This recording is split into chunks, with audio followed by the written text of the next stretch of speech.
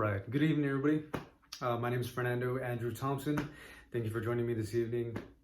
We're going to be talking about a rather touchy subject. It's on the minds of many individuals in America currently, right now in our day and age, and it is a very, very, very big issue.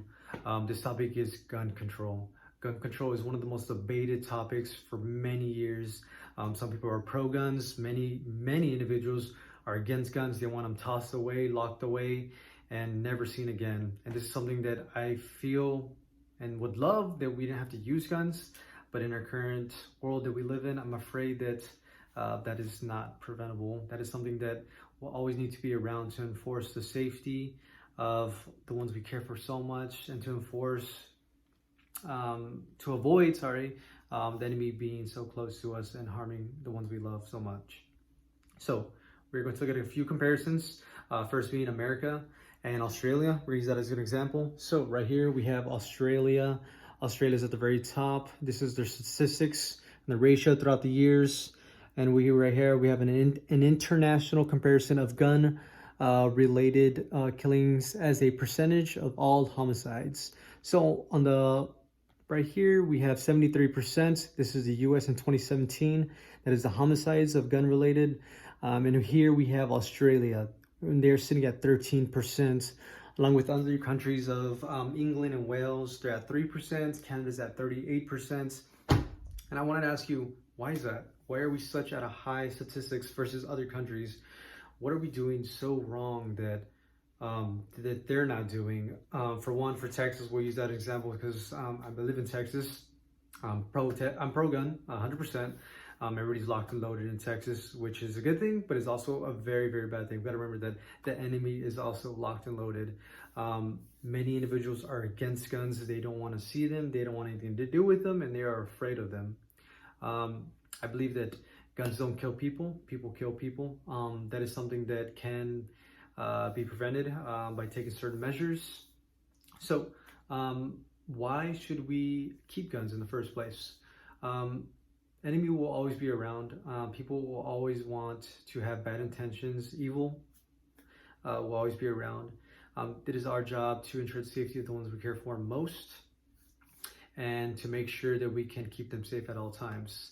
Let's take this for instance. We disband guns. No guns whatsoever. An intruder gets hold of a gun easily. Black market, back sales, back door, behind closed doors. He obtains a gun somehow, some way or another. They'll do it. It's possible. So they break into your home, you grab something, you grab a bat, you grab a knife, and you call 911. By the time 911 gets here, it's about 25 minutes. So from that time until they arrive at your house, what will take place? You approach the enemy with a knife, a bat, something you grab, and you see a gun barrel to your face. In that situation, what do? There's nothing much you can do except pray. And I'm afraid that the outcome will not be very good in most cases, and most times it's not at all. Most of the times, situations regarding shootings and things like that, acts of terrorism, can be prevented if we had stricter gun control policies within our country. Many times the enemy get a hold of guns, yes. That is why I think the best solution is to follow the policies of other countries, especially an example of Australia. Australia process is a very extensive process of actually obtaining a gun. And the first step in obtaining a gun is actually applying. You go up to the gun shop, you say, hey, I want to buy this 22, for instance, which is a handgun. I'm interested in it. What do I need to do? You show them your ID. They do a detailed, extensive background check on you.